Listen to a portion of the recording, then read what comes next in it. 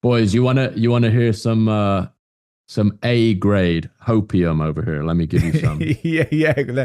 That's what this is for. So let's do it.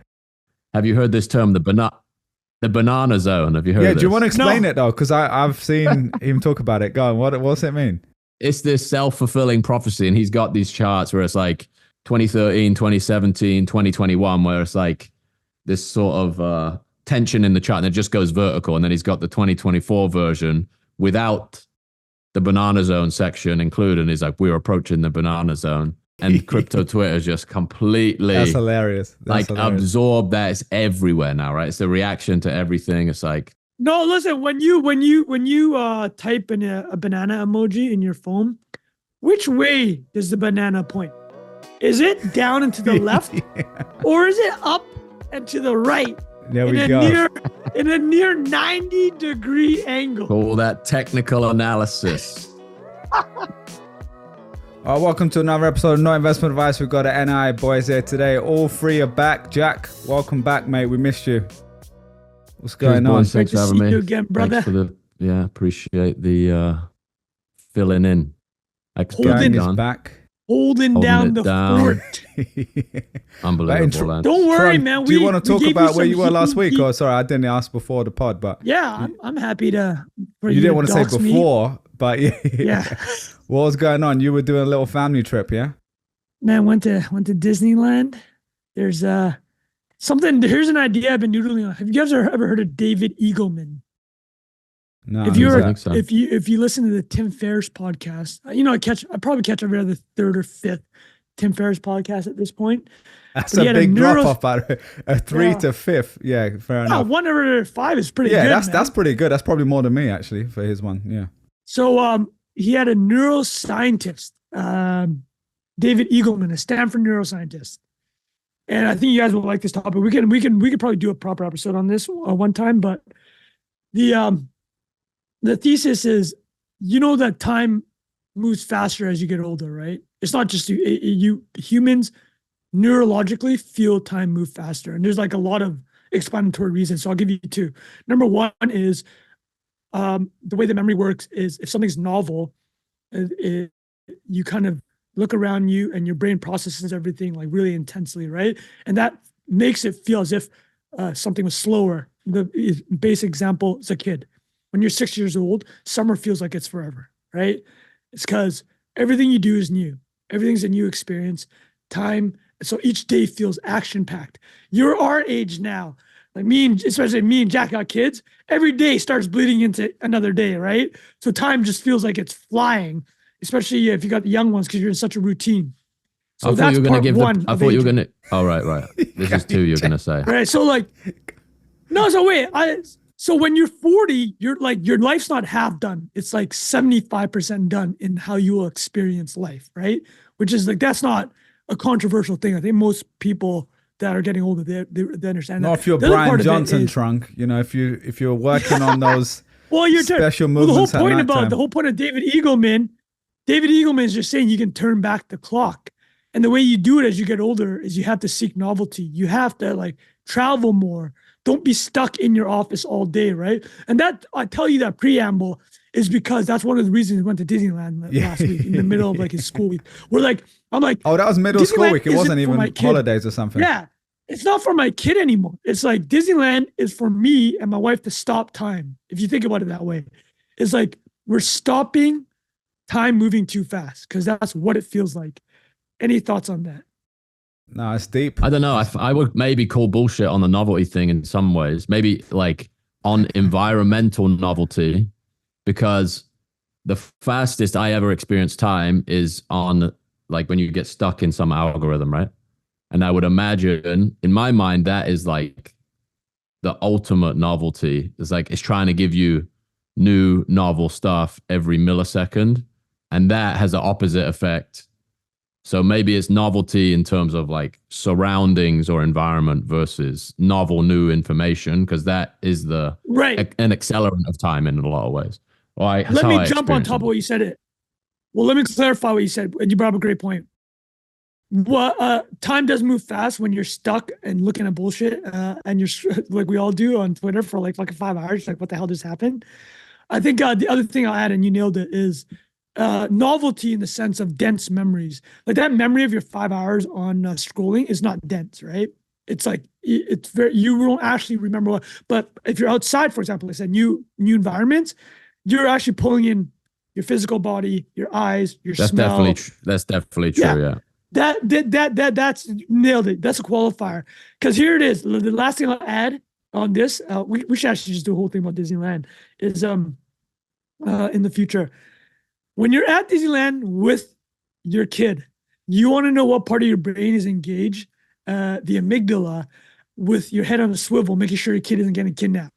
Like that's not being engaged. So that helps lay down memories, right? It's because that part of your brain is so turned, like it's on, right? And you're like, that's not on when you're sitting on your couch scrolling. So like literally to Jack's point, you're bringing in a whole nother part of your brain when you're doing these live experiences. So that is the amygdala, the fear, where the fear is. Anxiety, mate, it's just being gently massaged with the X algorithm, because it is definitely being engaged. That's for sure, right? Like here's right. Like there's a fear porn. There's a fear element, but it's different, right? It's like your head's not on a swivel. You're not. Yeah. That's what I mean. No, but I'm not trying to pick it apart, but yeah. But you're right though. No, you because clearly you brought up something that's very important. It's you have to. That's why going on that trip is so important. Like physically leaving, and going through the hassle of getting on a plane with the kid, right? Which is actually not bad with my kid now, but under 3 years old. I know it's the worst thing ever, right? Flying with a kid under 3 is the worst experience you could ever do traveling. But anyways, that's my Disneyland story. I know this is Anaheim one you went to, yeah? Yeah. California. Incredible, yeah. All right. What was the best ride? Well, now that you ask, have you Rubber Dinghy Rapids, bro? What is the one? Yeah. Have you guys been recently? I've never been. No, I've been a few years ago, but not recently. Okay, the best one is Cars, which I'd never done. It's I had not known this. It is a most expensive theme park ride ever made. So you guys know the Pixar movie Cars, right?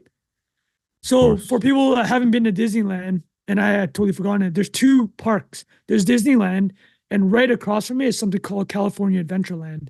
Disneyland was created in the 1960s. California Adventureland was created in 2000. And I want to tell you guys the reason they made it, and you actually love the logic behind it. What was happening at Disneyland was people were coming for one day only because it was one stop on an entire California trip. So the good people at Disney is like, how do we milk people for multiple days, right? A, let's do another park. But B, what type of park should we do? What they were finding was that, people from Japan or Europe were coming to Disneyland and then going to the rest of California. So like Los Angeles, San Francisco, the great parks. So they put all those sites inside this new park. So when you go to California Adventureland, it has 1920s LA. It has Hollywood. It has the nature parks, and it has. They've got like replicas of it. Yeah, replicas. Like the way Vegas has the Eiffel Tower vibe. Exactly. So it's like it's giving people a reason just to hang around the Disneyland. They're pretty smart, right?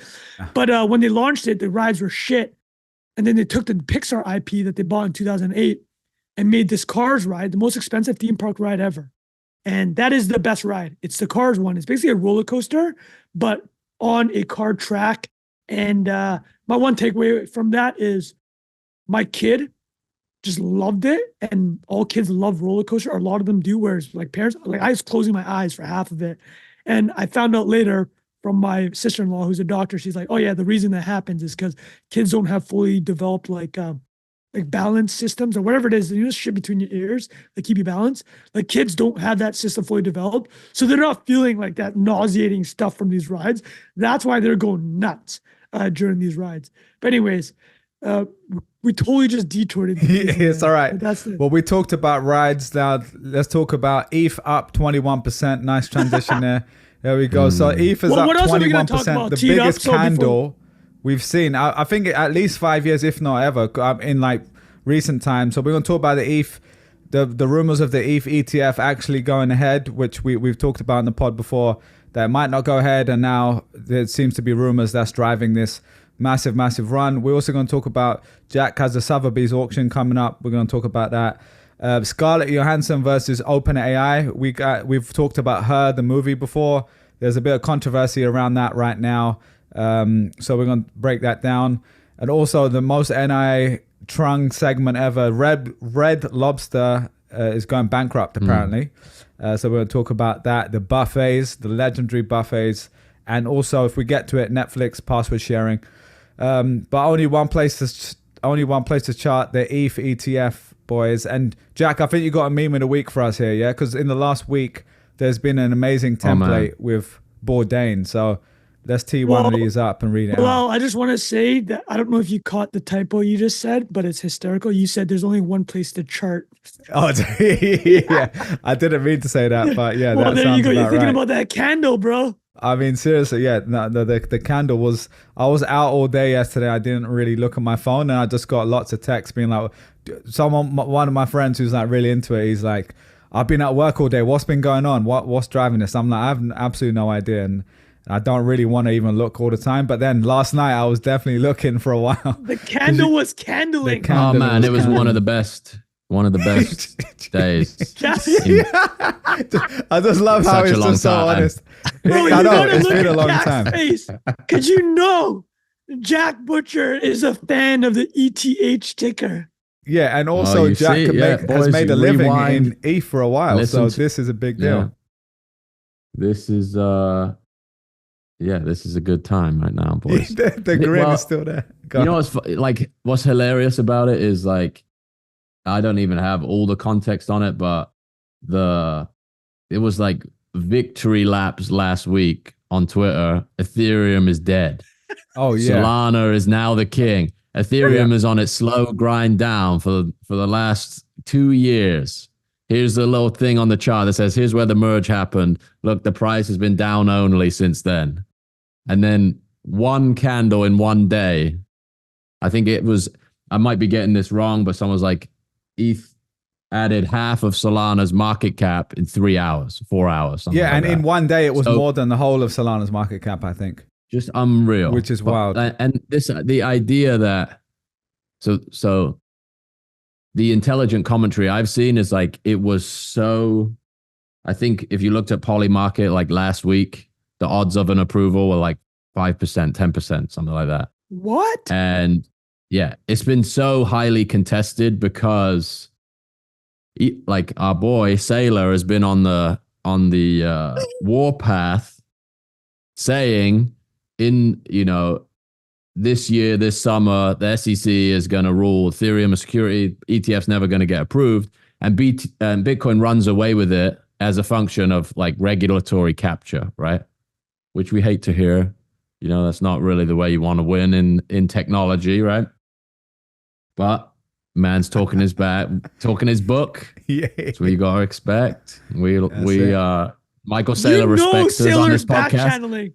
He's calling congressional leaders and giving them he's hitting them with what is an encrypted ball of energy, right? Yeah. He's like, who controls the Bitcoin? He's gonna be like, no one. This is not it's a commodity. This is not a commodity. Yo, I'm looking at Polymarket as well as we speak. So this is the Polymarket charts. Oh man, look at that. Look at that. Beautiful. 69% chance. 69%. That's what I was bringing out. Hold on. What happened? What happened? So this was... So if you remember in the run up to the and just real quick, so for people aren't watching, it was like 10% before that, right? So for the last month, it was 10%, went up to 69, yeah. So the way the process works is there are these deadlines with which the SEC has to give an approval or a denial, right? And there's all of these pending applications, and they're basically engaging with nobody. So everybody kind of reached the conclusion that, they're going to kick the can down the road to the next deadline. Then maybe people are going to have to challenge it in court, blah, blah, blah. And I believe there's this thing called the 19B filing. And 3 or 4 days before the Bitcoin ETFs got approved, they reached out to a bunch of people that had filed that hadn't made certain amendments and said, you need to file this amendment for, by 10 o'clock tomorrow morning, which basically signals that, hey, we're crossing the T's, dotting the I's, ready for an approval. But if you don't abide by X, Y, and Z, it's not going to happen. And that's, in this case, is removing the staking component from the ETFs, I believe. Yeah. It's like you can't offer the staking product to your customer. We haven't done enough, this is way more complicated, but you can do a spot. You could do a spot ETF as long as the filing makes that clear. So I think that was yesterday. That request was made. Deadline was this morning. And then there's just been this slow drip of, SEC is reaching out to exchanges to, make sure X, Y, and Z is in place. And then I'm going to get all of the numbers wrong here, but there was a bill that went to the House last week, I think, or I forget how far it made it through the political process, but basically a bill that's seeking clarity on registering digital asset businesses or working in crypto in the States. And the narrative from the Biden administration was like, it's getting vetoed at his desk, regardless of how everybody votes on it. It passed with bipartisan support. And then all of this shit started happening. And the conjecture or the projection around why that is because it's become this issue that is potentially election losing now. 20%, 25% of Americans own crypto. If you're going to continually make decisions that are basically erasing their wealth, then you might lose a vote. People will be willing to cross party lines when it comes to literal decisions that are just eviscerating numbers on a screen that they've money talks, put their savings into. Exactly. Yeah. So that's the speculation. None of that is confirmed, but it's like the back channeling of hey, just fucking let this run. And then, we're not going to harm our chances in an election because of this. And the analysts that predicted the Bitcoin ETF approval, I think it's two guys from Bloomberg. Yeah, I was about Eric Tunas. Eric's a legend. Yeah. I'll pull up the tweet while you're saying it here, Jack. Yeah. He came out and adjusted his prediction. There you go. JSafe and I are increasing our odds of spot Ether ETF approval to 75%, up from 25. Hearing chatter this afternoon that SEC could be doing a 180. Increasingly political issues, and now everyone's scrambling like us. Everyone assumed they'd be denied. See Nate's tweet below for probably order of events, but we're capping at 75% until we see more. For example, filing updates. So we could have just read that tweet, but I did a 10 minute. Hours? This is the last 48 hours. Yeah. Well, look at the candle on the prediction market. May 20th. And that was yesterday. This is perfect time for NIA, man. Beautiful. Oh, incredible. I cannot believe, Trung, that this is not top of your news feed. The algorithmic differences in our information diet. I was thinking that as well. Well, dude, you know what my algo was juking on yesterday? That Red Lobster story was on fuego. Oh, and also, Watcher Guru just said, this is 28 minutes ago. I don't know if you just said this, Jack, but SEC informs exchanges is leaning towards approving spot Ethereum ETFs, Barron's reports. Yo, this ETF is about to hit 5K, man. This ETF is about to hit 5K. Boys, you wanna hear some A grade hopium over here? Let me give you some. yeah. That's what this is for. So let's do it. I saw some good tweets from Raoul Powell talking about you pulled it up. That Raoul Powell is just because I wasn't here the last couple of weeks, but have you heard this term, the banana zone? Have you heard of this? Do you want to explain it though? Because I've seen him talk about it. Go on, what's it mean? Well, so he's a macro guy, right? And he's the business cycle and global liquidity is what basically runs every single crypto season, the injection of liquidity into markets, whatever. Yeah. And he coined this thing called the banana zone. He's like, we're entering the banana zone. And crypto Twitter is just completely... That's hilarious. Absorbed that. It's everywhere now, right? It's a reaction to everything. But mocking? Time stands still in the... No, loving it. Loving it. It's just it's a buzzword you're going to keep throwing around. It's this self-fulfilling prophecy. And he's got these charts where it's 20, what is it? 2013, 2017, 2021, where it's this sort of tension in the chart, and it just goes vertical. And then he's got the 2024 version without the banana zone section included. And he's we're approaching the banana zone. So every comment, every every like conversation is using this. Like, you remember Wag Me from 2021? Yeah, we're all gonna make it. Yeah, it's kind of it's cementing itself in the law of this market activity as like. I haven't watched this video, but there's a 1 minute summary of Raoul Pal saying, should I just play it for you guys? Do you do you want to see it? Give me 1 second here. Share sound. This is the tweet from Farouk. I think you know this geezer. Raoul Pal logged on, dropped this video, invented a new term, got laughed at by crypto Twitter, and won forever. Welcome to the Piranha Zone. There we go. Bro, I don't know what's going on. Do you know what it is? I started drinking these. Can you see in the video, like, what's it called? Cold brews again. Literally yesterday. And today I'm on my third one, and I've been like stuttering all morning because I was saying to the missus this morning, I was like, I'm only gonna do one. I slept like 3 hours the night before. I was like, I need to keep the caffeine down. I'm on number 3, and it's like 1 p.m. And you went earlier. You said there's only one place to chart. You're seriously, because I'm charting right now. All right, let's see what it is. Let's talk about crypto summer. Here's the chart of the seasons. So spring is green. We had a great spring this year. Summer is when a lot of the gains start to happen.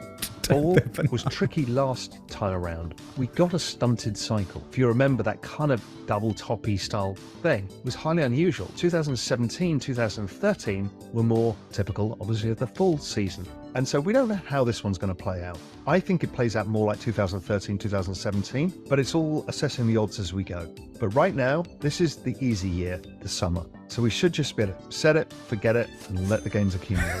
And then very soon, next month and a half, we will start to hit the banana zone. And this is what happens when you hit the banana zone. Things get absolutely wild, which is the really magical part of why this is the greatest macro trade of all time. And it's coming. Will it look the same as others? Who knows? Incredible, man. Incredible. Okay, hold on. Not investment advice. What price target are we thinking here for Banana Zone? Not investment advice, for the love of God. But is 10K on the radar? Well, that was the number that was for ETH last bull market, 2021 or whenever that was. That was the number that people were throwing around, right?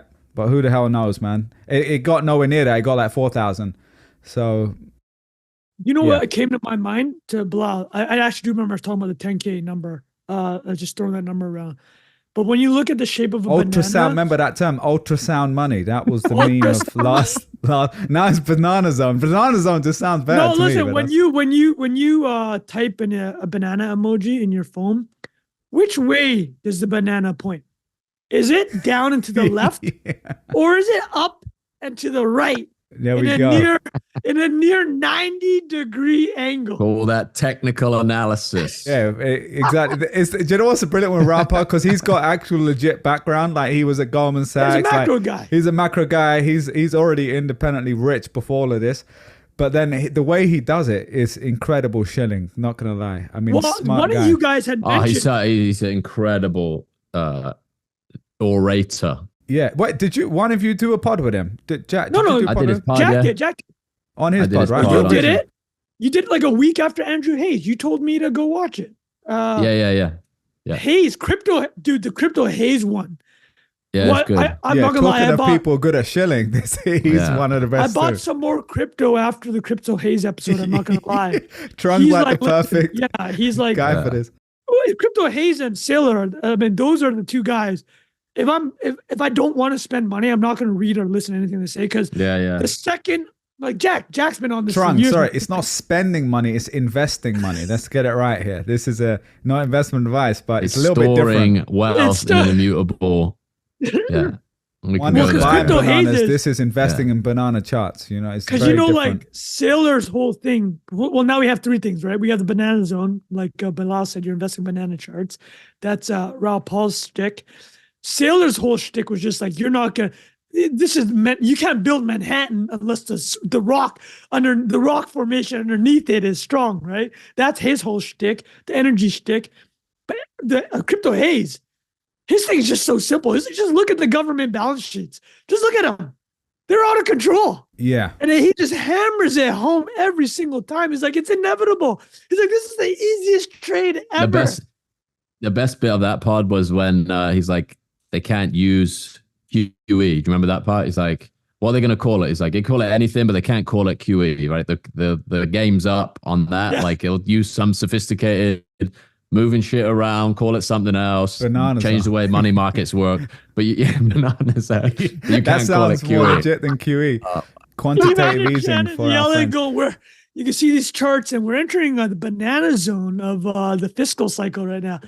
All right, people. Jack, anything more on Ethereum? Well, Trung, also, isn't like the Dow at all-time highs right now? Well, I was just about to say, gold just hit all-time high. Let's get the fiat fan update on the other side. Yeah, it's full balanced. A lot of things hit all-time high, right? Like gold has hit all-time high this week, I think. S&P 500, all the stock market has been hitting all-time high. Did copper also hit all-time high, or it's been up significantly? I don't know if it's... But everything's up. And when you chart that against how much money's printed, I think a lot of it can be explained by that as well. But go on, Trung. Well, I'm just going to talk to what Jack had sent us in the chat. You might have missed it, Bilal. But he sent something being like, the whole point is that when the rates are high, people think the economy is slowing. So what Jack had sent was, why is everything just juking right now when we're in like this rate height higher for longer a cycle, right?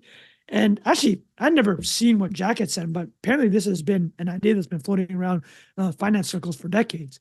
But I think the TLDR of what I wrote is this. Let me pull up exactly what I wrote. Before I do that, Jack, why don't you shoehorn in a meme of the week while we're at it, so I can. We forgot to do that, but that was there was a couple. The one, maybe the ETH related one. All right, if Jack can't pull it up, in the ETH related one, yeah. What? Yeah, I'm trying to think. The Huberman one, yeah. The Huberman one, is that the one you wanted, or you want a Costco? We might have to do both of these. This is just Let me tee it up. Have people seen the Huberman got bodied on this recent meme? He had done, man. And let me preface it with this: if you've done as many hours of podcasting as Huberman has done, you're gonna get got. Like, you could clip Trung Phan right now saying 100 of the dumbest things in the history of mankind. So we would get eviscerated, man. We would get eviscerated. It's a good meme. The whole point is we're too small. We're too small. Meme, nobody cares about us, right? Huberman is one of the top 5 biggest podcasters in the world. He did an episode last year about the probability of having a child, fertility rates.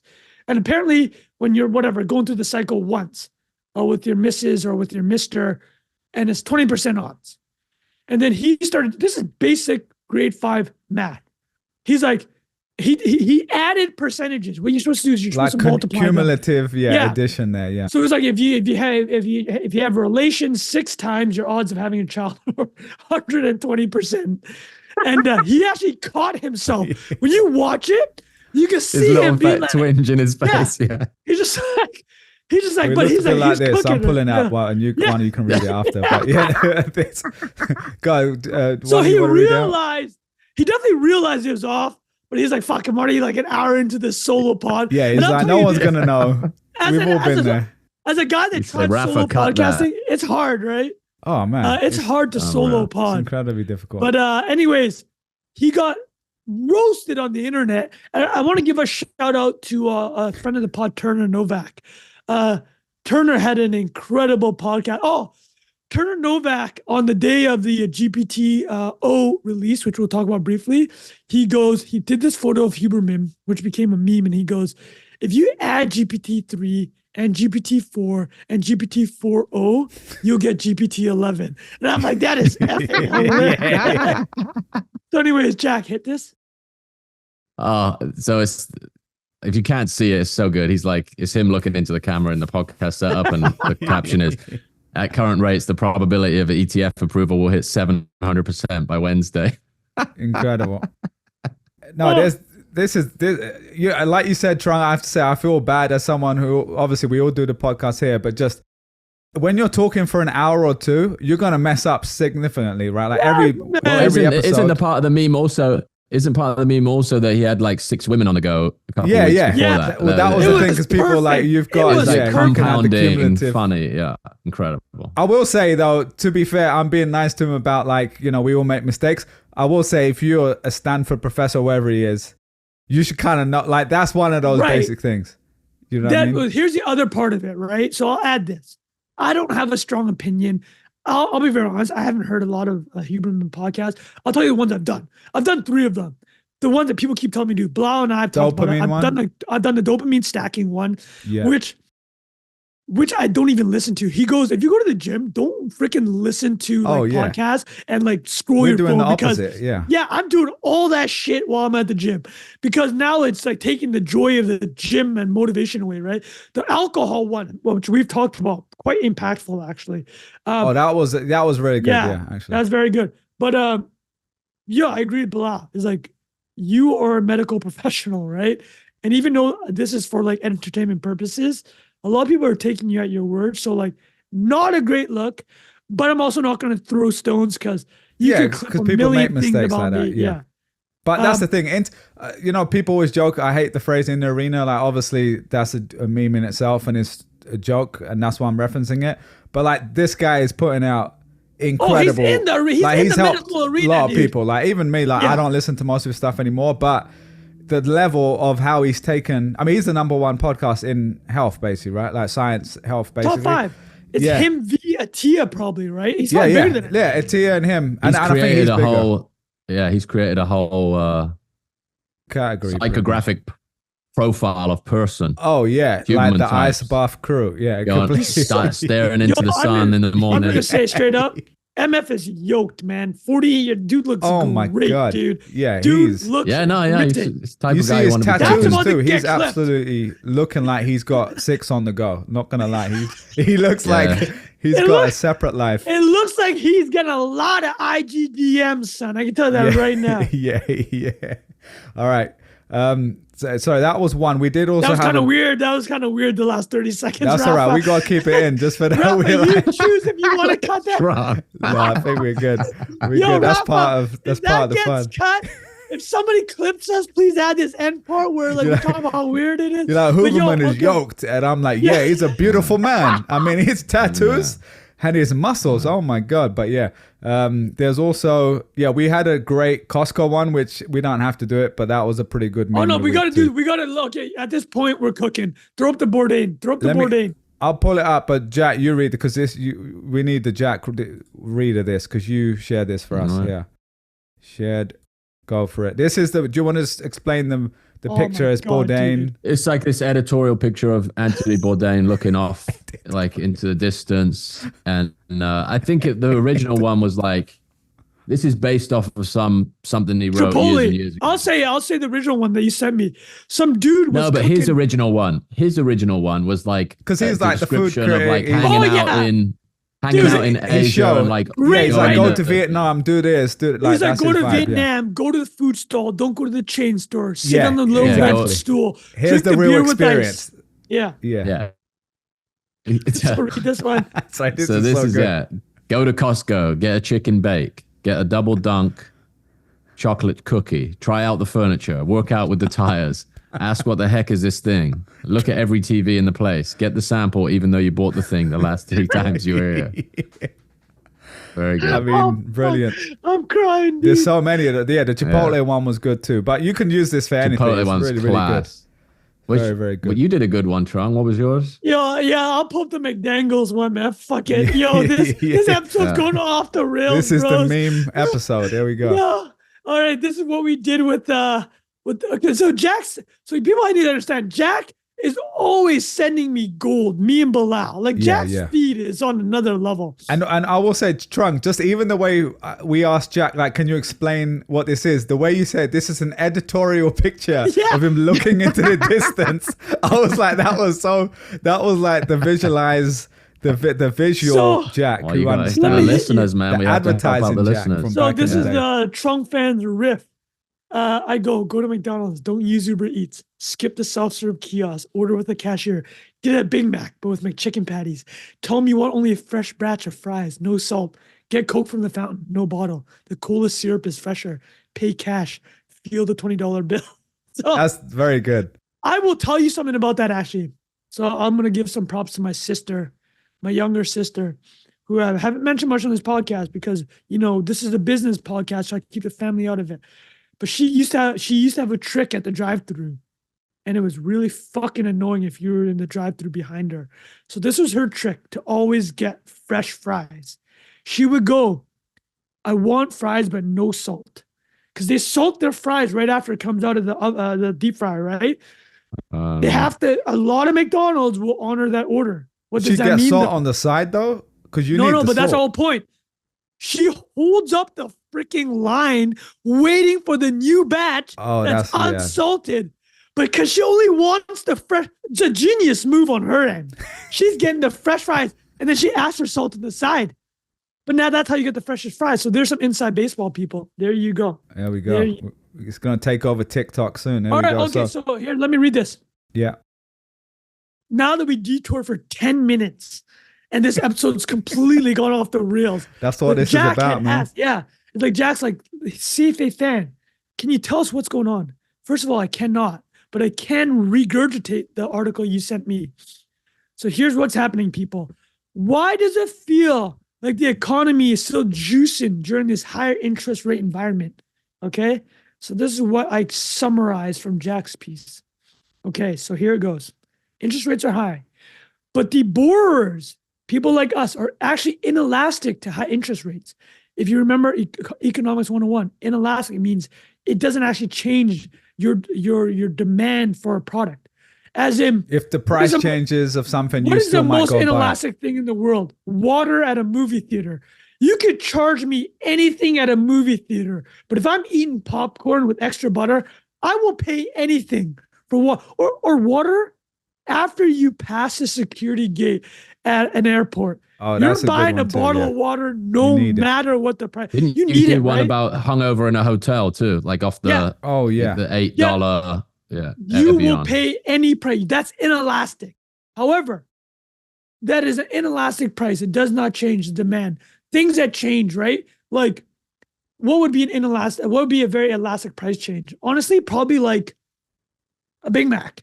If you offered a 99-cent Big Mac, I will go to my way. I had no demand for it, but now I will really actually buy that. Like, I will drive to McDonald's. My demand for that's extremely elastic. The price change affects my demand for it.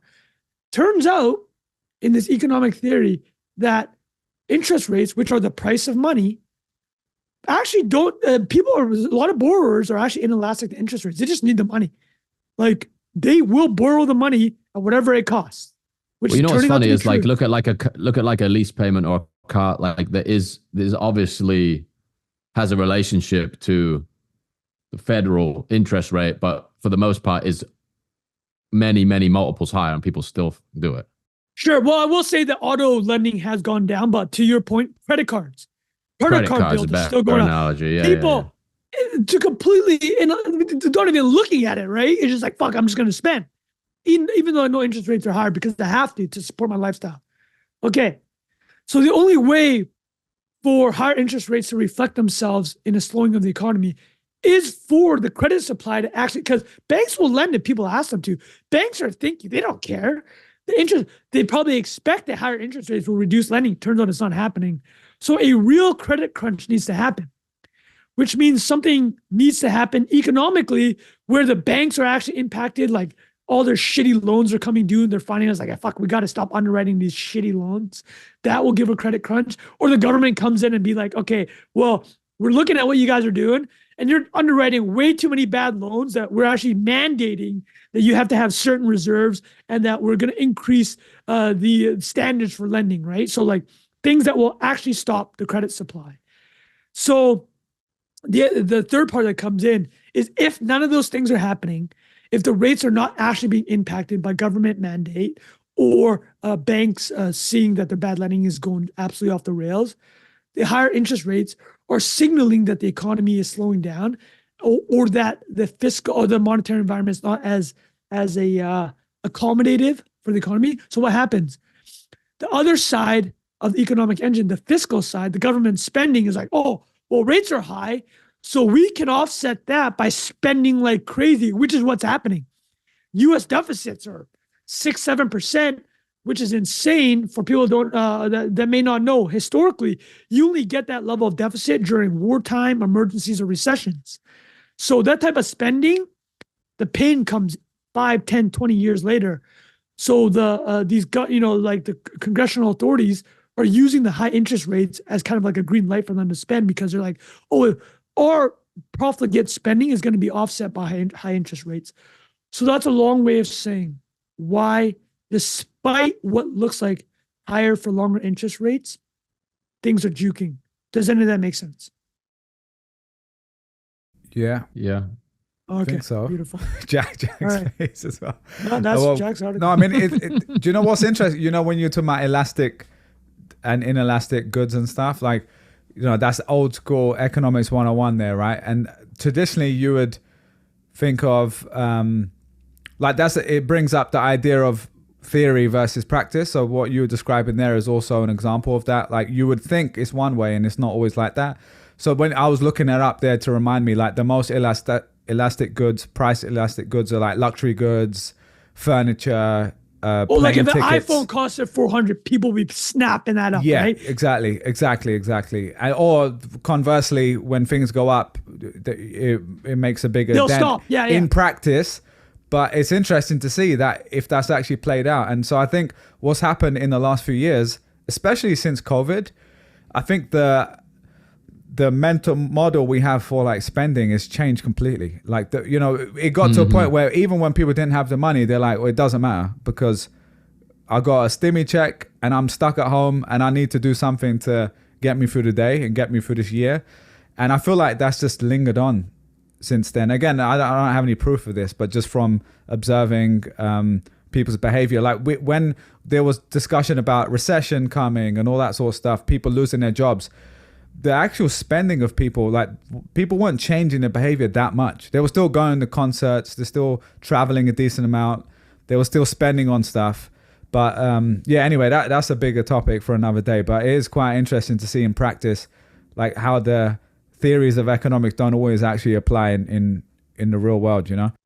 Shocker. Can I give like another like 20 IQ take on this too? Is like, high interest rates, by definition, right? The mechanics of them mean that certain participants in the economy are receiving liquidity from the government in size, like holding treasury bills and just like printing cash. Yeah.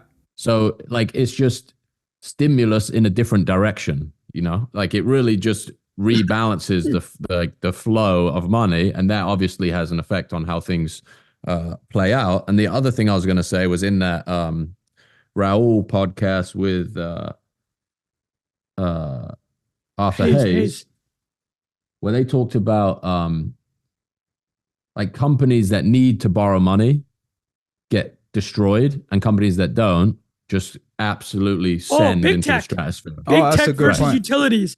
Like Google will fund all these data centers, Bilal's former employer, from operating cash flows, right? Because you have to remember something that's happened in the past 12 months or past 3 years. Sorry. Big tech is spending more on CapEx, capital expenditures, than the oil industry, which, if you think about it, is insane. Like on server, like you're talking about the servers, data centers, even offices. Tens of billions of dollars. I mean, I think combined, they've announced $200 billion in spending. This is like the realm of energy companies 10 years ago, right? Like Exxon's going to build like an oil drilling platform off of Indonesia, which costs $20 billion, right? But like, as we all know, artificial intelligence is going to require a lot of energy. Barely.ai, BEARLY.ai. Barely one coupon for 1 month free. So that's BEARLY, one coupon code. But no, completely. No, that's a good example. So the converse example, or the other side is utilities. You said they like versus big tech is sitting on cash, right? Apple, Google. But utilities got to do debt because they're capped at. So utilities allowed like a 10-15% margin by the government, right? Interestingly, utility stocks are crushing it right now, and there's a reason why. AI. So utilities are capped by the government for what they can do, right? Because you don't want. It has to be a natural monopoly. You don't want to run multiple energy lines. It makes no sense. So the government's like, okay, we'll let you run one line. but you're going to have to cap your earnings, right? You have to spend this much every year of your revenues on new capacity, but we're only going to give you the X margin. But AI is helping utilities use energy smarter, and it's also upping the amount of energy usage. So it's interestingly helping. Is that in practice or is that just theory though? Because AI is like helping. I mean, AI is such a throwaway term, but these computers are getting better at reading how much energy you. It's kind of like a Nest thermostat for your house versus just leaving the energy running. It's like optimized or whatever. That's dude, this episode has gone absolutely a million places. I love it. That's the whole point. Long form, bro. That's what we're here to do. But no, that's very good. Well, I will say I went to Google for lunch first time in like 6 months yesterday. And I'm going again in a few weeks because they open a new office and they literally have a place we reserve, like a reservation. It's like a restaurant. And I was like, this is, after cutting all those jobs and it's still got shit like this, I'm like, there's still a way to go. Let's be honest. You know, the CapEx spending is not getting reeled in enough. As a shareholder. Well, I was calling out. I went to lunch. I saw all these Google badges. I'm like, oh my goodness. I'm like, why are they still serving steak here? I need some chicken only. No. Oh, you went to the Google organic. New York office. Boys, yeah, I used to work at Honda. Yeah. Oh yeah, the Honda factory. Yeah, the factory, mate. Building Honda Civics. Japanese curry and rice. That's it, boys. Just slop. My God, that is the best though. But katsu. How good, dude? Wait. Was it the pork or chicken katsu? You know what? It wasn't like it wasn't katsu, mate. It was like a stew. It was like Japanese curry stew. You know? It was like the Liverpool curry though, like the way they put curry sauce on rice. Do you know what do they say? Scran, footy scran. Footy very scran, much like that. Also for inside baseball here, we have an evergreen topic saved for another day because this week there's a lot to talk about. Where Trung is going to react to some more English food takes because man, we got some. We good should ones. do fry up police too, Bilal. Fry up police, but also fry up police? Yeah. Fry up police is phenomenal. But also, Trung, since we're talking about you guys saw this. I think it was a year ago.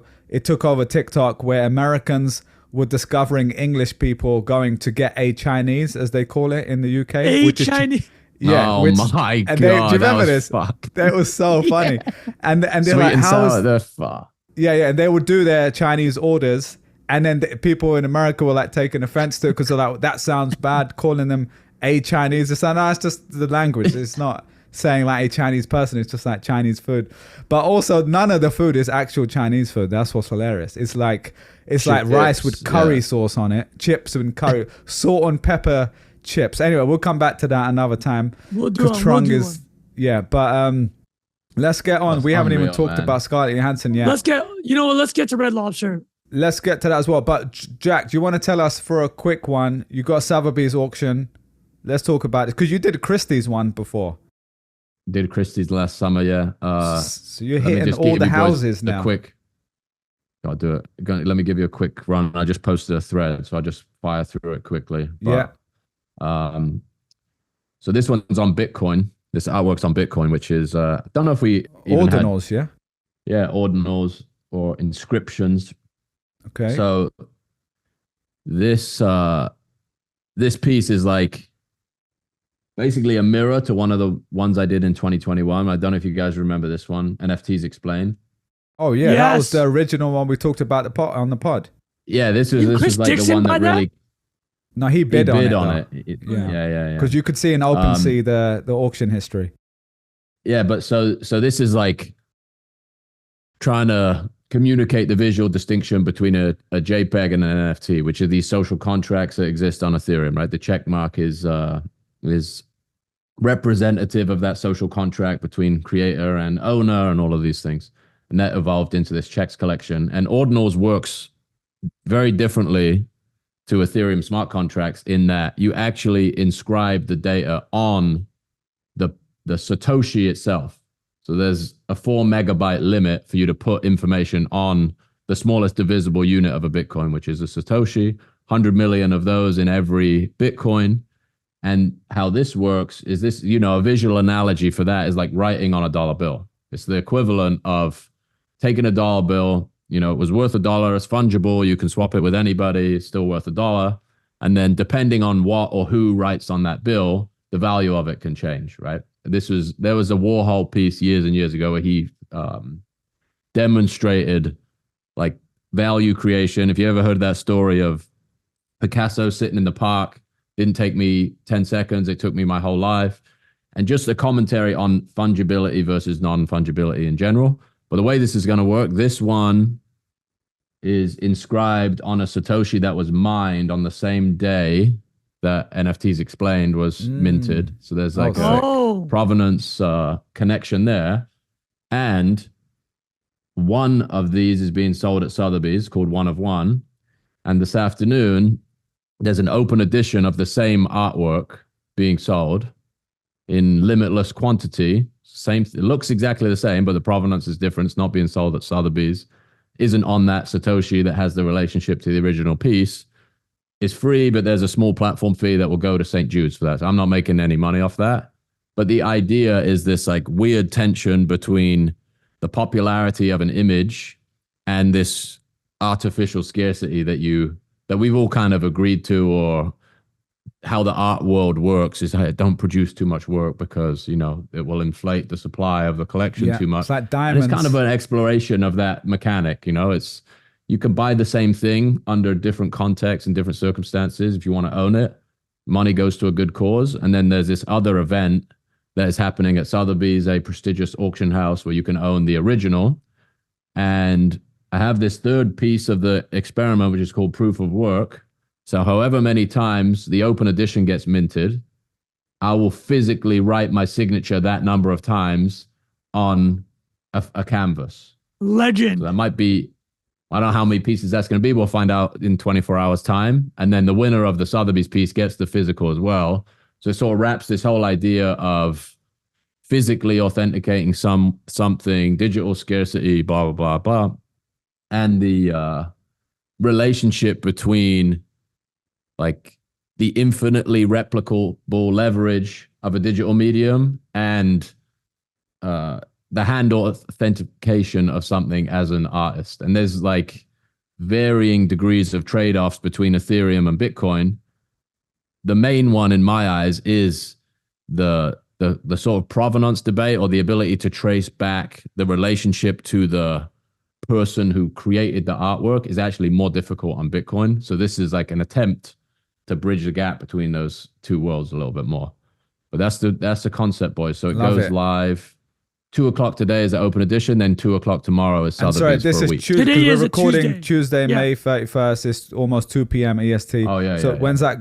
This will come out Wednesday. It'll be done by then.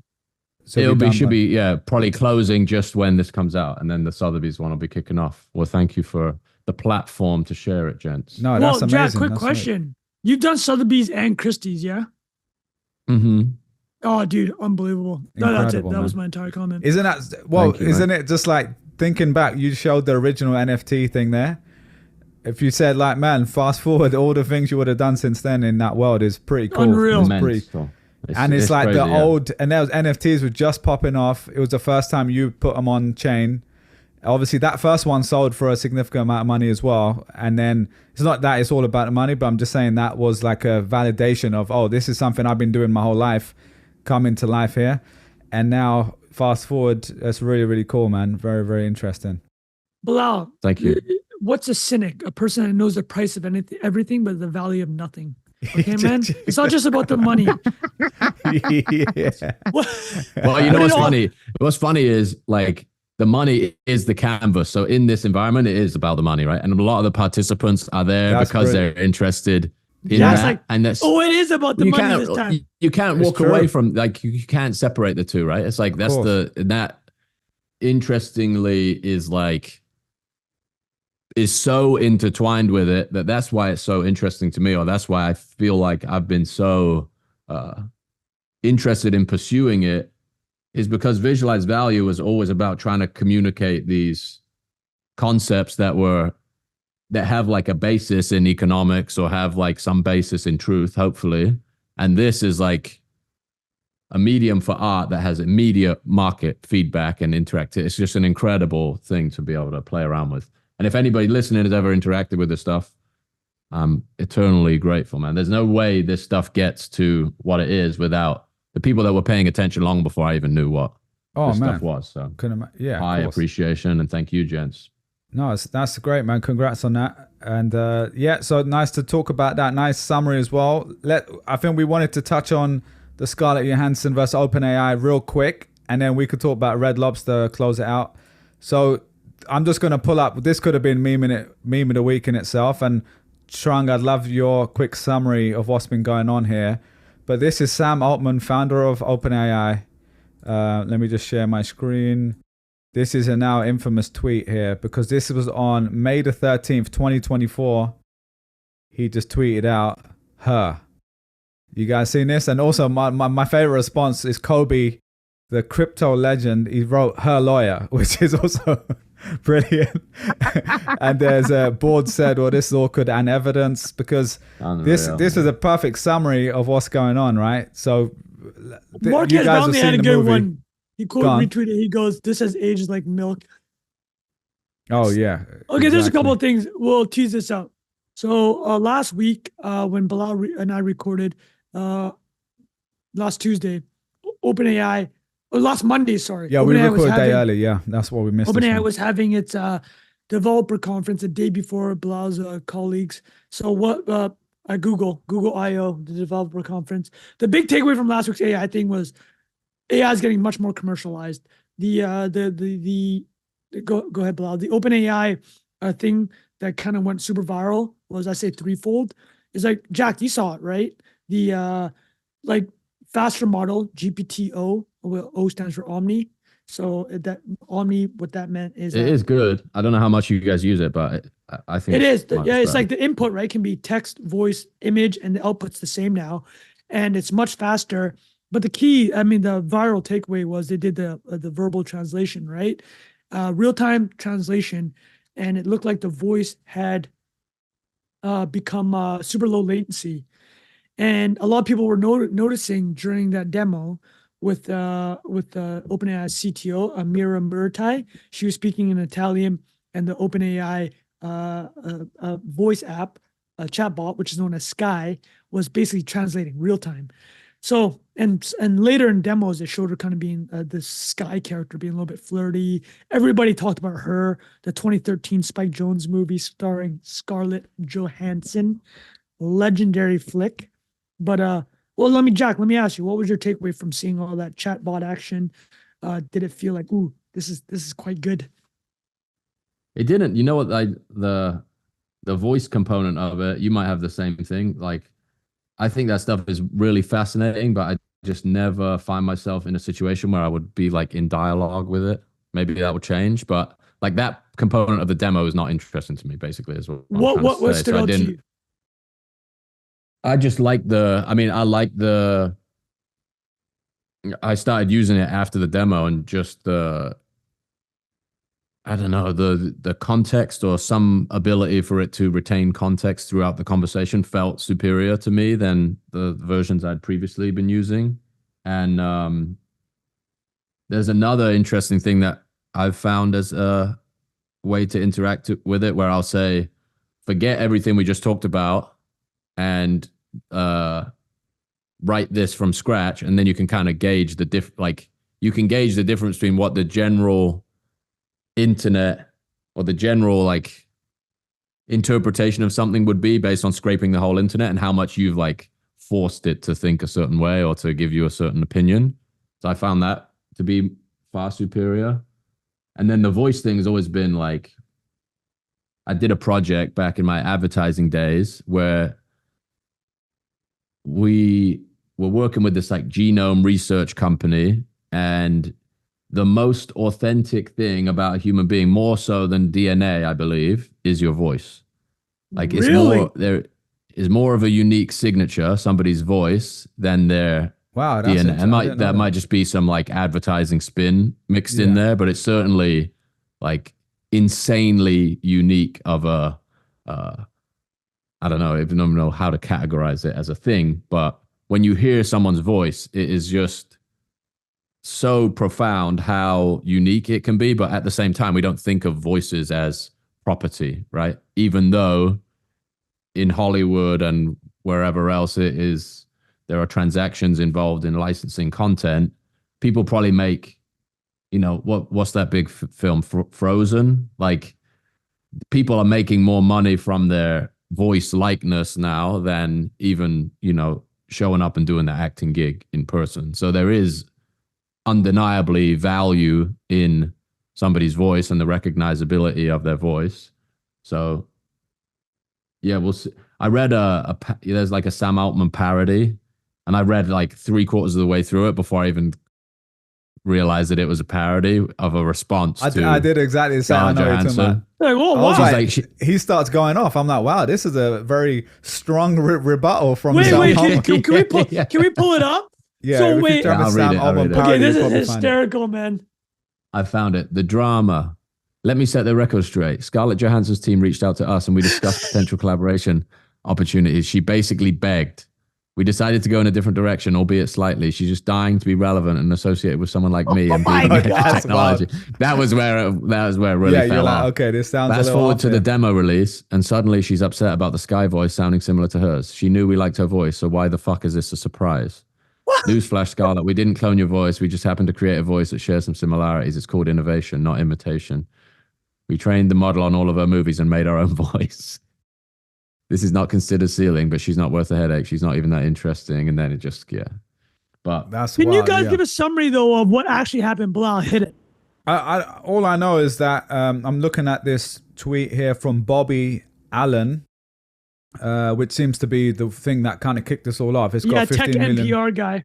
Yeah, it's 15 million views on this tweet alone. Essentially just saying that Scarlett Johansson had apparently spoken to them a couple times.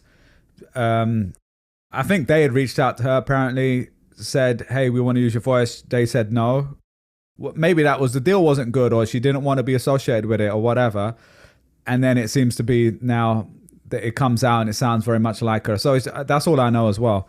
But I think the reason it's interesting as a topic is we've talked about on the pod before, like the Virgil stuff about what is unique versus what isn't, right? And like in this case, like you said, Jack, not only is it so unique to someone's, every person's voice is so unique, but it's also that iconic voice. Like there's only a few people like Snoop Dogg, right? Like who's the other guy that does all the movie, what's his name? Super famous guy that does, who's in Shawshank Redemption? No? Do you know what I'm talking about? Morgan Freeman. Exactly. Yeah. So, when you hear his voice, you're like, oh, that's Morgan Freeman. Or in the UK, you got like Stephen Fry, he's got iconic voice, stuff like that.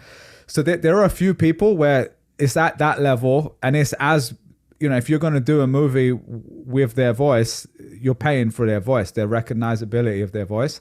And so even though everyone's is unique, there's a few that are like that premium top tier. And so I would put hers in that bucket for this specific use case, given that she was her voice. But that's one part. And the tweet is so egregious too, right? His tweet is just so egregious if this is the case. Yeah. It's like exactly. They maybe wouldn't have had that big of a deal if he hadn't have done that. Yeah. And then the second part is honestly on Sam Altman, because this is, again, like we don't know what's happened. A lot of this is just allegedly stuff. But I will say personally, like from the time he got ousted for that week or whatever it was, there was some like flags there around, even if he's the most talented entrepreneur in the world, whatever, right? Like him and Elon, and like he's in that tier at the moment with what he's done with OpenAI. But there's been a few cases where I've been like, oh, that sounds a bit off, and it feels like at least the best board take said is, he's not consistently candid. That's what the board said. Exactly. And this is literally like this exchange feels like that, right? And that doesn't mean he's like some evil person. It just means that maybe he's like, well, I'm just going to do it anyway and we'll figure it out later, which a lot of entrepreneurial people do, which normally I respect. But in this case, I think at this level, when it's someone else's voice, there is something there potentially. There's also the concern over AI, right? And the optically, from just a pure comms PR standpoint, this looks terrible for OpenAI because they're Hollywood and OpenAI are so concerned about the relationship, right? How much will generative AI replace us? And it's like you're literally in this tangle with one of the top actresses in the world, right? Which is that's going to get people's attention. And Bilal, to your point, the other thing that I mentioned is that you have to remember at the board when they fired him, what was the concern? It was over AI safety was a big part of the narrative, right?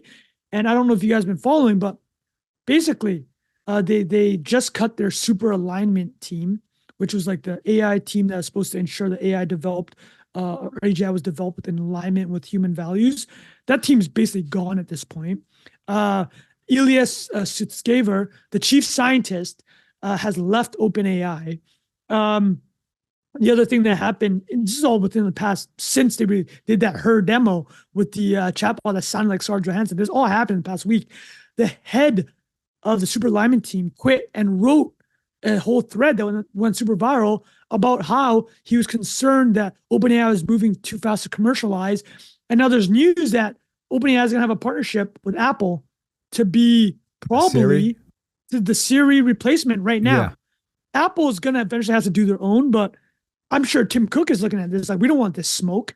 It's like the whole reason why that Google partnership that they get $20 billion a year for is great is because Google gets to deal with all the smoke of search results, right? So what I would add, the last thing I'd add is of note is another thing that went super viral. I don't know if you guys saw it, but OpenAI had a clause in its contract where employees that left the company would have their equity, vested equity could be taken away if they criticize the company. Sam Altman came out and said that he was embarrassed that clause was in there. Oh, yeah. Again, I don't know what the intention is. Sam Altman's actually, if you look at historically, when he was running YC, he's very pro-employee. And like a big thing with that we've talked about on this podcast is a lot of startups, you have 4 years to vest your equity. And if you leave, you have to either pay the option price up front within 3 months or lose it all. Sam Altman wrote this thing at YC. Is like, I think every company should give people a 10-year window, like employees at work, you should. So there's like, whether or not it was intentional, it looks bad, right? And it goes with everything Bilal said, is like the optics are not great right now. And I think I had not realized what Jack said about the voice being that valuable. I think it's a bad look. And the part of it too is like, also, I mean, I don't know what you boys think of it. It's just, I just don't think it's that, I don't know. Board had a good tweet and it was like, I wish it was like, what do you say? It was like English gentleman, like Batman's assistant would be more appropriate for a GPT. What's his name? Oh, what are they calling why are you doing Scarlett Johansson? Like Robin. Robin, yeah. I mean, that voice to me personally, like nails on a chalkboard. For, like to do that, like right. What the her voice? Like so specific. Yeah, it's like you want, like, this is my opinion. Obviously, is like something more neutral and utilitarian than like a giggling. What's better than that than a good old British accent, I guess. Exactly, man. Yeah. Like there was so many funny memes about the, like, have you seen the one of like Smithers in the bar with the two lap dancers? It's like every question you ask OpenAI, it's like comes back with this like sultry response. Anyway. No, I get it's interesting. Or you kind of want at least a few different options as well, you know, like the. Well, other people were saying like this is, you know, I mean, varying degrees of satire, but it's like this is not helping the population problem of Japan.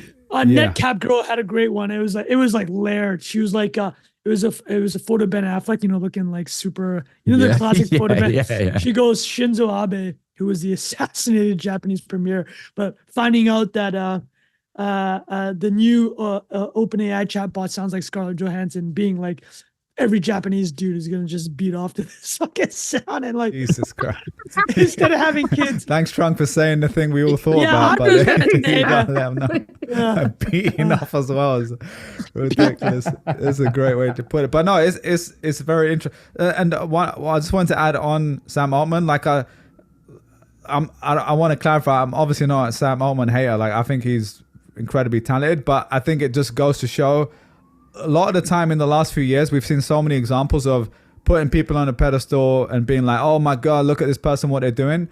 And ultimately, everyone's human, man. Like, people are going to make mistakes. He's never done this at this level before. Like, as much as you can say he ran Y Combinator, he had a startup before. He's never gone from a startup to one of the most valuable companies in the world. Shaking Macron's hand, meeting Modi, like he reached that level, right? Exactly. And you're going to make some mistakes, but that's where that that's where everything's under a microscope, and those mistakes become amplified, and you're gonna be like, oh, wait a minute, why did you do that a second time and the third time and the fourth time? And the fact that the board had an issue with him and they never even fully clarified all the details of that, and there was this whole commotion, that to me was already a little bit, it just felt like a little weird. You're asking questions. Exactly, which is a fair thing to do. And now with this, you're like, okay, what else is going on? And what else would he do in the future is kind of my point. If he's just disregarding stuff like that and then tweeting her, it feels a little bit like villain, like a movie villain, like, oh, I'm getting away with this. And like yesterday, their official statement is like, no, we didn't copy. So we're like, dude, you're tweeting. In the words of Costello, it's not looking good, bruv. Like when I saw that tweet, I was like, wait a minute, this is just hidden in plain sight. Sorry, Jack, what were you going to say? I was going to say, I think I sent you boys that tweet where it was like, imagine if the coup was happening again right now. I don't think Sam Altman would have the level of public backing that he did even 3 or 4 months ago. Like, it's become way more hyper corporatized and political. And like you said, he's like no longer like the darling of the industry. It's getting to the scale where people start to flip on it as the incumbent almost. Yeah, completely. All right, great on that. Is there anything else on that? I guess we'll just keep an eye on it over the coming weeks. It is an interesting story. Trunk, did you want to do just a little wrap up with Red Lobster? Because I think it's a funny one. It's just the funniest story ever. Well, let me ask quickly, you guys. have you guys been to, I've never even been to Red You've never been to Red Lobster? Jack, have you been to Red Lobster? No, it's a good guess though. I haven't though. Yeah. You haven't. Garden. I haven't. Oh, similar vibe. Okay, so that you say similar to Olive Garden. No. I mean that's the ilk. Yeah, it's like the American franchise restaurant. American franchise, unlimited breadstick vibes. Cheesecake Factory. Oh, I do love a good Cheesecake Factory. When I first went there, I thought they only sold cheesecake, but they have a great shrimp pasta, probably about 3,000 calories as well, but incredible. So Trung, why don't you lay the foundation here? What's been going on at Red Lobster? And for our non-American listeners, what is it as well? So Red Lobster, by the name, as you can imagine, is a chain of restaurants that serve seafood. Not a shocker, right? Not a shocker to anyone here. So I used to go to Red Lobster a lot, and it's known famously for its endless shrimp promotion. So it used to get people in the door by offering endless shrimp. And the record, according to my 3 seconds of internet research, for the most shrimp eaten at Red Lobster is 800 pieces in 6 hours. That's ridiculous. Wait, what the fuck? Jack! Wait, who was that? Jack Butcher. Spat his drink for the people listening, he like gagged. He just had this visceral 800. Like, just like dude, you know how that can't be good for you, man. That cannot be good for you. Do you know the amount of mercury in your body after? Okay, so Red Lobster, I used to dust, and they're also famous for something called cheddar biscuits. I used to hit that hard, son. But it's been a while. It's kind of like become a PE'd or private equity'd. For people who don't know, it was acquired by this conglomerate of restaurants called Darden Restaurants. I think Darden's DRI on the stock market. 2014, I believe, is when it was acquired. Red Lobster was sold to private equity, Golden Gate Capital, in the mid 2010s. And here's where it gets interesting. And this is where the hubbub's all about, because I am bearing the lead here, but Red Lobster filed for bankruptcy with $1 billion in debt. They're only $30 million in cash, but this company's making $2 billion a year. So some people are like, man, like if you're making $2 billion a year and you got to file for bankruptcy, there's got to be some serious mismanagement in this company, right? And it's turned out it's kind of like one of this PE, private equity, tomfoolery things. So Golden Gate Capital buys the restaurant chain, and typically what these PE deals do is like, okay, how are you going to finance the restaurant acquisition? So one thing they do is that they'll do what's called a sales leaseback. They're going to sell the land that these companies own to basically pay for the acquisition. And now they stick the operating business with rental income. Now you got to pay rent, which is actually, it happens a lot, but it's kind of devious when you think about it, because now you've gone from owning the land to having a rent obligation. And in a bad recessionary environment, or if things start hitting the fan, I mean, 30% of your revenue is going out the door for rent now, 30, 40, whatever percent, right? And these sales leasebacks, you're charging above market rental rates. So it's not a great look. It's a standard PE play. If you think about it, it's like, hey, how are we going to pay for Red Lobster? Why don't we buy it with borrowed money and we'll sell all the land and then we'll pay off the debt? It's like kind of like a run. It's like financial engineering 101, right? So here's where it gets super interesting. Have you guys ever heard of chicken of the sea? Of course. That's shrimp. Yes. No? Oh, no, go on. What? Tuna. Tuna. Crab, Okay. Yeah. It's a North American brand that was acquired by a Thai a seafood conglomerate called Thai Union. Here's where it gets extra juicy, people. And mind you, this lawsuit's a he said, she said. But I'm going to tell you what was in the text of the lawsuit. Or no, the bankruptcy filing. Sorry, not the lawsuit. But there seems to be some investigation from the debtors because they want answers, right? The debtors are like, what's going on here? We want answers. This is very NIA, people. Bilal, you've been in Thailand. The seafood game in Thailand, very good. Clean. Thailand's very good at the seafood game. Shrimping, although shrimping. Sorry. There's one of the biggest slave trades, modern day slave trades, are Thai shrimping boats. Oh, they damn, literally just kidnap people and make them shrimp. Really, that's wild. Yeah, not good. I'm not saying Thai Union does this. I'm just saying I know this from having lived in Southeast Asia. I'm sure this stuff happens in Vietnam too. Fun fact, a fun colonial fact actually. Thailand is between. Sorry, I've never colonial fact. Yeah, fun colonial fact. Yeah. So Thailand is in between Myanmar and Vietnam. Thailand never got colonialized. Vietnam was under French colony. Myanmar, Burma was under the British. And the reason why Thailand never got colonialized was because the French and British in the 1800s agreed, let's have a buffer zone between our two countries so we don't beef. So they let the Thai royalty keep their country. So there you go. There's a little fun fact. There you go. Back to Thai Union, this Thai seafood company, they buy a minority stake from Golden Capital, I think 3 or 4 years ago. They produce a lot of shrimp. They're vertically integrated now. Let me ask you, Bilal, if you're Thai Union and you produce shrimp, where would you want to shove that shrimp supply? Down the American consumer's mouth. Correct. And what restaurant chain would you use to if do it wasn't that? Baba Grump shrimp, it would be Red Lobster. Exactly. It's Red Lobster. Last year, against the wishes of the existing management of these 600 or 500 plus stores in North America, Thai Union and some private equity investors started aggressively pushing the endless shrimp promotion. Instead of making it a one-time thing, they wanted it on the menu for good. This is what, $20 for the unlimited shrimp? $20 for unlimited shrimp. Also, over the past year, that's a phenomenal deal, right? You can really get your money's worth there. But they lost a lot of money on this deal. So the restaurants did, because also over the past year, Thai Union, under the guise of something called a quality review, had the CEO of Red Lobster in North America drop 2 other shrimp vendors.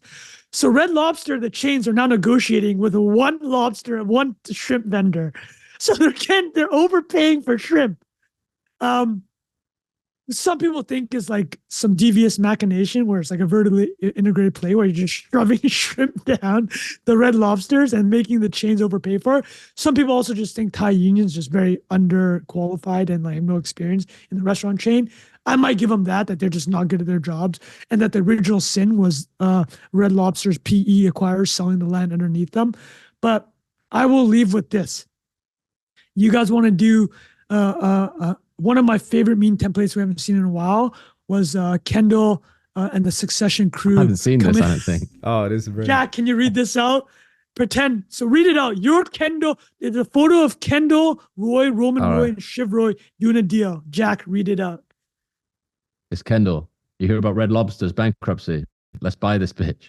We're in for $1 billion. I'm with Roman. He's hard for some cheddar biscuits. Easy turnaround. Put restos on Waystar cruises. Seniors love endless shrimp. Shove it down their throats. Flip it for $10 billion in 2 years. I'll peel the fucking shrimp myself. That's incredible. That's so good. So we'll leave that. That's it, guys. That's the story. I know this episode went off the chains. That's what NI is about, man. That is the move. I'll leave it with this. So Elon actually replied to something I put out about Red Lobster, which is hilarious. Elon goes, "Used to enjoy this place. Sad that this is happening." Something along those lines. Yeah, but there's $100 million. The debtors or a new financiers come with $100 million to keep some of these businesses operating. Hopefully, it's a good solution. I will actually say something that Bilal will know. Bilal, Beyonce mentioned Red Lobster in a song. Do you remember what song it was? No, I feel 2016. Because I don't know Beyonce songs as well. Like when I hear it, I'll know. But, yeah, I'll read the lyric out to you. But this actually led to a sales surge at Red Lobster in 2016. I can imagine. She goes, "If he F me good, I take him to Red Lobster." Oh my, that's a phenomenal line. That's beautiful. Yeah. And Red Lobster's social jumped on that line, that R-rated line, and said, "Oh man, we should make some Beyonce cheddar baskets." No, well, I'm basically, yeah. I'm curious. We might have to get our Trap It All friend of the pod, or someone who knows about this, like product placement with music, because there's product placement in movies and TV shows. But like, there's sometimes when I'm listening to a song and I'm like, if they didn't get paid for this, it feels like they were potentially paid for something. Like when back in the day when Uber was being referenced in songs, there were so many. Like, or obviously there's. Maybe we don't talk about Diddy right now, but like the Ciroc stuff with him, or like the other alcohol brands. Rafa, take that out, man. Take that out, dude. We want to stay far away from that. No, but sure. we should ask Dan about that. But yeah, you certainly can license music. But I'll add one thing. Right? Yeah, Trap It All. Let me add the last thought on this because I know it's running long, but I want to jump on what Bilal said about Diddy. Have you guys been seeing 50's Twitter account? Oh my God, yeah. So I follow his Instagram more, but yeah. Yeah, 50 Cent has been live tweeting Diddy's a video. The one with the bike seat. Have you seen the bike seat? Oh my God, dude! For people who don't know, a video came out in 2016 a while of him. Physically assaulting his ex-girlfriend Cassie. It was terrible. But Diddy has been live tweeting these. Here's the thing: he's live tweeting these videos about Diddy. 50's live tweeting these videos about Diddy, roasting Diddy. But then in the video that he's tweeting, he has a link to his business. Yeah, because he on Instagram, his hashtag on every post is like his cognac or whatever. It's unbelievable, dude. And he does it with everything. It's a joke by now. One of the greatest business people ever. Oh, insane, man. It's absolute insane level. And he's one of the few people who can just go after people and people don't really mess with him because he's really about that life. You know what I mean? He's been shot 9 times. Yeah. Have you not seen the movie, people? We've seen it. There we go. Yeah. What did he say? What was binary? Get rich or what? Get rich or go on vacation? Yeah, exactly. Get rich or go. I mean, he definitely, that needs to be a Trung. Maybe you've done a thread on him, but man, a Trung breakdown of his businesses, like the vitamin water thing. I mean, he said it. I was listening to it this morning. Jack, I'd sent you the song. What was it? I get money. That song. Oh, it's great.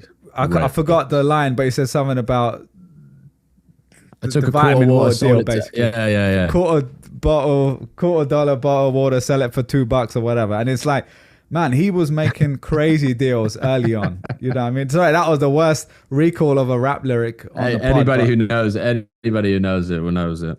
That's 50 Cent. I get money, 50 Cent. Oh my God. I don't know if we can get demonetized, but we should close out with that. We don't even monetize, so maybe we just do a song of the week every time and ride out to it. We should.